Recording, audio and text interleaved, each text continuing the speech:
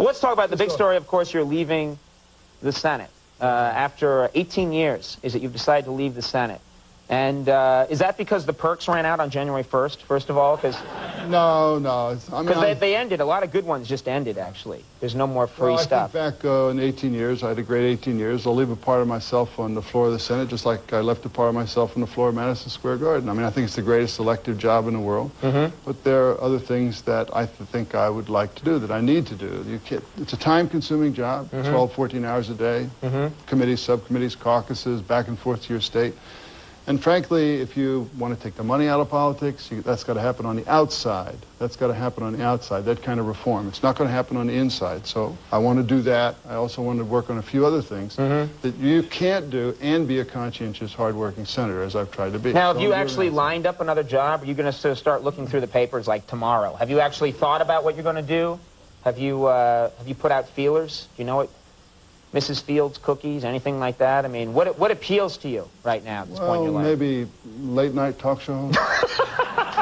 It ain't easy. You get free Sears stuff. A lot of people do that, actually. That's an idea. Would you consider doing a job like this? Unlikely. After this, no. No, you don't think so? I don't know. I doubt it. Yeah. But what about, you're obviously going to miss it, but specifically, there are some people that say you should run for president. Have you thought about that? Well, seriously? Maybe someday I'll take a crack at it. Is it something, though, you just take a crack at? Yeah, I mean, if you can just take a crack at it, sure, I'll take a crack at it, you know, and then quickly lose, but... As we see with Steve Forbes, anybody can run for president.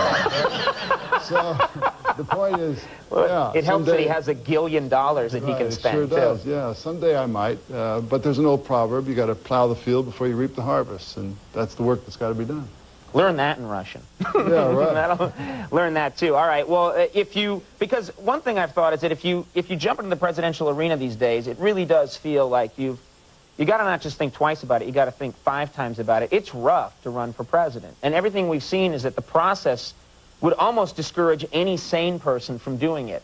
Well, it's very true that the media is absolutely, totally invasive. I mean, you know, talking seriously for a minute, you have to think about the following things. I mean, you know, if you ever get a speeding ticket, they'll find it. Go into the motor vehicle department. If you were ever a week or two late on your property taxes, they'll find it. If you ever, you know, kind of filed your income taxes and also had your brokerage returns available in a court order, they'd find it. If you were associated with a corporation, they'd find it at the State Secretary of State office or at the SEC. And then you have your opponent who's looking for the killer fact, right?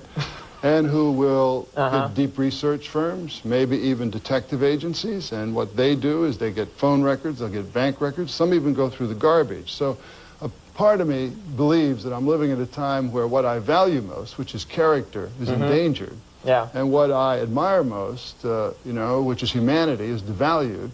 And what I kind of feel most sensitive about, which is privacy, is denied. And I really think that we are better people than this. I mean, both the media and politicians have to call a truce in this and begin to talk about the things that are going to shape our country in the next 10 or 15 years. I mean, the middle class out there is working harder and earning less. But how do you get the media to back off? I mean, you can get, even if you get 99.9% of the media to back off, there's still going to be one guy who can't help himself and says, Bill Bradley late with paying Amex bill in 1991, and it's a huge scandal. Yeah, well... You were late, by the way, with that bill. Just in fairness, I researched it. I went through your trash. Good, good, yeah. You were the guy. I recognize your hair. That was me, actually. Well, I worked for a lot of people, yeah. Well, it's got to start with a little self-discipline at the top. I mean, you know, if one guy does it, why does everybody have to do it? It's not news. And people ought to recognize. I mean, I think that publishers of newspapers, right, that put sensational stuff in the press simply to sell papers, kind of lose the right to criticize politicians who pander to voters. I mean, you know, we all have to do a better job at this if we're going to, you know, elevate this democratic process to the point where it's going to give us something that we want, which is a better standard of living for all people. I mean, the middle class has really taken it on the chin. A lot of people out there, for example, in the first year of the Clinton administration, they announced that we had created 1.6 million new jobs, to which a TWA machinist replied, yeah, and my wife and I have 4 of them. right? Because people are working harder, earning less. It's out there today. And that requires a serious discussion. Well, another thing that's crucial in politics these days is how you come across. I mean, many people credit the way Clinton's success to the fact that he almost has a talk show host's ability to just appeal to groups of people, and he can work a crowd, and he comes across well on television. You've actually admitted that you struggled for a long time to be a good public speaker. Is that right? I have, sure. And, you know, like anybody, you or anyone else who's a public performer, you seek coaches or performers and advice. And psychiatrists? Well, not really. I remember... I'm seeking myself now. No, that helps. Yeah, right. I have 5 of them out in the hall. Well, I remember, you know, just kind of... So that everybody understands the kind of advice that you get or that I would get or that Jonathan would get, he doesn't need it, or that Andy would get, he doesn't need it either. But you know, they'd say, you know, if you're ever on the Conan O'Brien show, I mean, look in the camera. No, look at him.